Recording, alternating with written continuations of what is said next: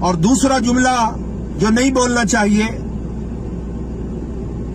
وہ ہے انما اوتیتہ علی علم عندی، یہ قارون نے بولا تھا۔ قارون نے کہا تھا کہ میرے پاس جو کچھ بھی خزانہ ہے یہ میری اپنی عقل اور دانش کا کمال ہے۔ جو بھی تم دیکھ رہے ہو کہ میری تجارت ہے اور میرے خزانے ہیں،